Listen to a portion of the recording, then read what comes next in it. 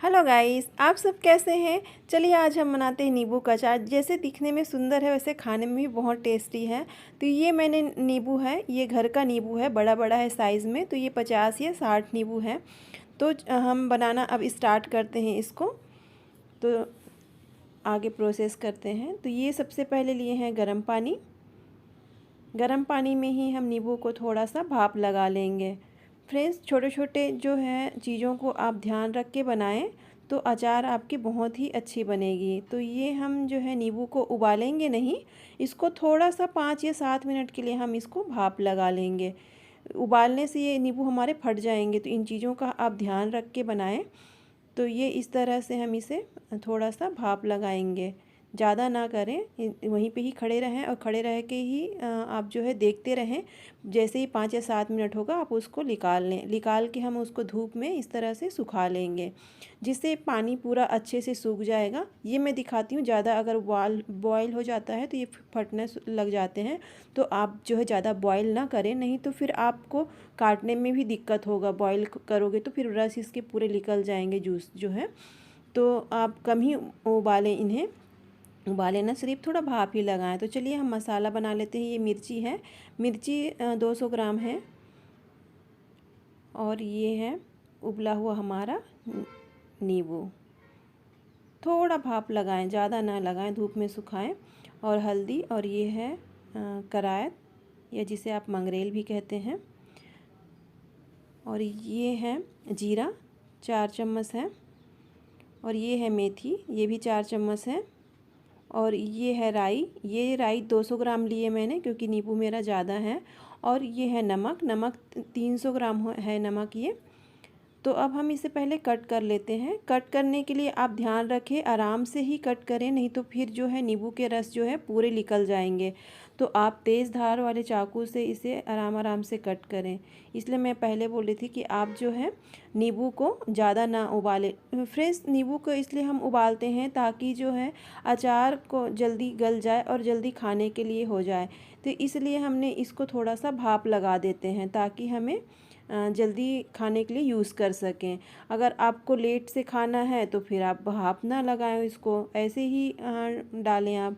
तो इस तरह से आप इसे आराम आराम से कट करें। ज़्यादा भाप लगाने से काटते भी नहीं बनेगा, तो आप कम ही भाप लगाएं इसे।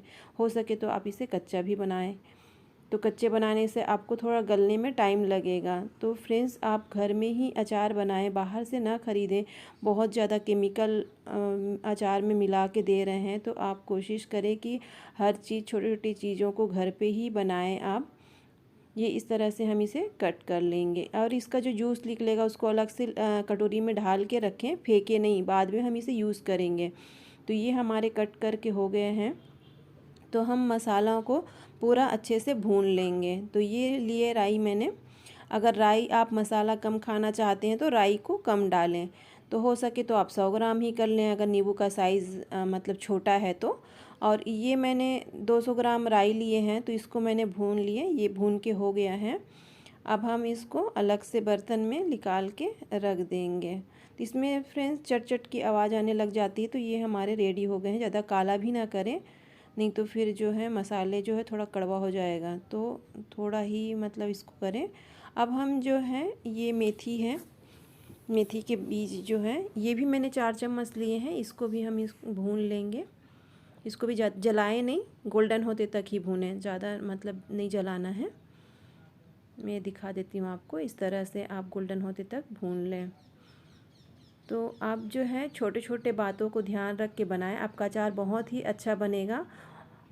ये इस तरह से हम इसको अलग से बर्तन में निकाल लेंगे। और इसी में ही अब जो है जीरा को भी हम इसी बर्तन में ही हम भून लेंगे।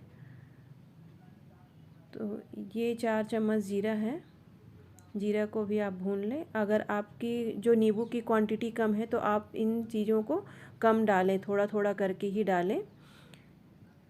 और डाल के इस तरह से हम जो है इसी बर्तन में ही इसको इकट्ठा कर देंगे, क्योंकि एक साथ ही दोनों को पीसेंगे, बाकी चीज़ों को अलग अलग पीसेंगे। तो जो है इस तरह आप जो मिर्ची को भून लेंगे। अगर आप मिर्ची खड़ा ना डालें तो आप पाउडर वाला यूज़ कर सकते हैं। ये मैंने इसलिए लिए हैं क्योंकि मिर्ची को ज़्यादा बारीक नहीं करूँगी मैं, इसलिए मैंने इससे अचार बहुत टेस्टी बनता है। तो हम ये भून लिए, भून के निकाल लिए। आप जो है पाउडर वाला यूज़ करें। तो हम राई को थोड़ा पीस लेंगे। कितना पीसना है मैं दिखाऊंगी आपको आगे, कि मतलब ज़्यादा बारीक भी ना करें, बिल्कुल पाउडर ना बनाएं इन्हें, थोड़ा खुरदुरा ही रखें। मैं दिखा देती हूँ आपको, ये इस तरह से। अब एक बर्तन में हम इसको इकट्ठा कर लेंगे। सारी चीज़ों को इस तरह पीसते जाएं, उसी में ही बर्तन में ही पीसें, अलग से धो के ना पीसें, इसी जार में ही आप जो है पीस लें। तो ये इस तरह से आप जो है इसे भी पीस लें। इसे भी बारीक नहीं करना है, एकदम पाउडर नहीं बनाना है, थोड़ा खुरदुरा ही रखें। इस तरह से आप टिप्स और ट्रिक को देख के ही करें तो फ्रेंड्स आपके अचार कभी ख़राब नहीं होंगे और ये सालों साल बहुत दिन तक चलते हैं। तो आप जो है इस तरह घर में ही बनाएं। कोशिश करें कि कम में क्वांटिटी में आप बनाएं, लेकिन ट्राई ज़रूर करें, बना के देखें। ये इसे भी हम पीस लेंगे। इसे भी बारीक नहीं करूँगी मैं, इसे मुझे खुरदुरा चाहिए तो थोड़ा मैंने, इसलिए मैंने खड़ी मिर्ची लिए। मैं दिखाती हूँ आपको, ये इस तरह से, ये इतना ही, ज़्यादा मतलब बारीक भी नहीं ना ज़्यादा मतलब खुरदुरा भी नहीं। तो ये खाने में टेस्ट बहुत अच्छा आता है अचार का। तो ये मैंने इसलिए पीस के इसको मिर्ची लिए हैं। आप पाउडर भी ले सकते हैं। ये है करायत, या जिसे आप कहते हैं मंगरेल। वो आपके पास ज़्यादा है तो आप 2 चम्मच भी डाल सकते हैं। और ये है हल्दी। हल्दी 1 चम्मच ही डालेंगे, अगर हमें ज़रूरत पड़ेगी तो हम बाद में इसमें हल्दी और मिलाएंगे। तो ये है नमक। नमक फ्रेंड्स ज़्यादा ही डालें थोड़ा, क्योंकि नमक से ही हमारे अचार बहुत दिन तक टिकता है और नमक जो है ख़राब नहीं होने देता अचार को। तो इस तरह आप पूरा इसे मिक्स कर लें। सब चीज़ मिक्स करने के बाद में जब लगता है कि आपको मिर्ची या नमक या हल्दी कुछ कम लग रहा है तो आप इसमें बाद में डाल के और मिला सकते हैं। तो ये मैंने 1 चम्मच और इसमें डाल के मिक्स कर दिए। एकदम से ज़्यादा क्वांटिटी में आप ना करें। ये है सौंफ, है बारीक वाला सौंफ डाल दिए। आप 2 चम्मच डाल सकते हैं, मेरे पास उतना था तो मैंने उतना ही डाले हैं। और घर में जो चीज़ें हैं उन्हीं चीज़ों से ही आप बनाएं, ज़्यादा चीज़ों का भी आप ना डालें। अब हम मिक्स करने के बाद इस तरह बर्तन लेंगे और प्लास्टिक का बर्तन में ही डालें, या आपके पास बर्नी है तो आप बर्नी में ही भी डाल सकते हैं। प्लास्टिक के बर्तन में फ्रेंड्स 2 दिन तक रख लें, उसके बाद आप बर्नी में आप ट्रांसफ़र कर सकते हैं, क्योंकि हमें इसको 2 दिन तक ऊपर नीचे चलाना भी पड़ेगा। तो हो सके तो आप 1 दिन या 2 दिन इसमें प्लास्टिक के बर्तन में रखें, उसके बाद में आप बर्नी में आराम से सेट करके रख सकते हैं। अगर आपको नींबू को इस तरह से पहले मसाला डालें, उसके बाद आप नींबू डालें। अगर आप ऐसा नहीं डालना चाहते हैं तो पहले मसालों के साथ ही नींबू को आप मिक्स करके डाल सकते हैं, वैसा भी डाल सकते हैं। मैंने अलग से नहीं मिक्स किए हैं, इसी में ही मैं ऐसे ही डालती हूँ। मेरे पिछले वीडियो में मैंने आम के अचार बनाना भी बताया है, तो मैंने आम के अचार को भी ऐसे ही डाले थे, उसमें भी बहुत ही अच्छा बना था। तो इस तरह हम लेयर बाय लेयर इसमें डालते जाएंगे। पहले मसाला डालें, फिर नींबू डालें, फिर हम इसमें मसाला डालेंगे। तो इससे क्या होता है कि मसाला पूरे नींबू में अच्छे से मिक्स भी हो जाता है और अलग से बर्तन में हमें ज़रूरत भी नहीं पड़ती इसे मिक्स करने का। तो आप जो है, और ये हमारे तीखेपन होते हैं ना तो हाथ में लगता भी नहीं है। तो आप आराम से इस तरह से ही डालें इसे, और लेयर बाय लेयर करके ही डालें, थोड़ा थोड़ा करके, तो उससे पूरे नींबू में मसाला हमारे अच्छे से मिक्स हो जाते हैं। तो अगर आप मसाला कम खाना चाहते हैं तो कम मसाला डालें, ज़्यादा ना डालें, थोड़ा थोड़ा करके ही ले लें। मसाला फ्रेंड्स रहने से नींबू अचार जो है हमारे जल्दी ख़राब नहीं होते हैं। ये इस तरह से हम पूरे डाल लेंगे। तो हमें विनेगर डालने की ज़रूरत नहीं पड़ती है, नहीं तो अचार में मसाला कम हो या नींबू के रस में जो हम डालते हैं वो कम होने से हमें विनेगर डालना पड़ जाता है। अगर आप कट करते हैं और नींबू का रस इस तरह से निकलता है तो आप जो है फेंके नहीं, उसको इसमें रखें इकट्ठा करके किसी बर्तन में, फिर हम लास्ट में आगे डालेंगे। तो मैं आगे दिखाऊंगी आपको कि कैसे डालना है। ये इस तरह आप जो है पूरा जितना नींबू है आप इस तरह लेयर बाय लेयर करके डाल दें। डालने के बाद में ये पूरा इस तरह से डालें। और ये जो हमारे नींबू के रस जो निकले थे कटने के बाद में, ये है, इसे फेंकेंगे नहीं, हम इसी में ही डालेंगे, जिससे हमें सिरका डालने की, जो विनेगर डालने की ज़रूरत नहीं पड़ेगी। तो ये आप ना डालें, इसी में ही डाल दें। अब हम इसके ऊपर जो बचा हुआ मसाला है उसको इसके ऊपर डाल देंगे,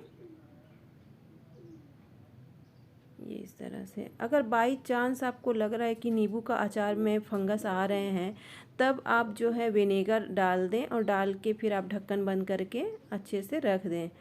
तो इसे एक दिन हम रखेंगे 24 घंटे के लिए, इस तरह ढक्कन बंद करके।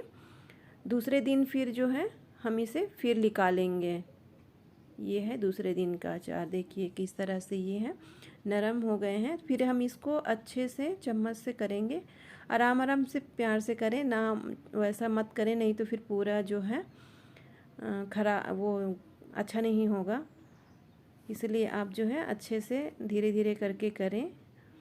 और ये थोड़ा पानी छोड़ेगा, तो आप घबराएं नहीं, इसको रहने दें इसी में ही, पानी से कुछ ख़राबी नहीं होगा। इससे हम बाद में तेल डालेंगे तो उसके साथ में अच्छे से सेट हो जाता है, ये गलने के लिए इसको मदद करता है। तो ये दूसरे दिन भी, अब हम दूसरे दिन क्या है इसमें डालेंगे तेल। तो ये मैंने लिए हैं लहसुन, लहसुन के छिलके उतार के मैंने बेलन से इसको थोड़ा दबा दिए थे। तो इसमें डालने से टेस्ट बहुत अच्छा आता है, और अचार जल्दी ख़राब भी नहीं होते हैं। तो आप जो है इसको डालें और इस तरह से इन्हें मिक्स कर लें, पूरा अच्छे से मिक्स कर लें।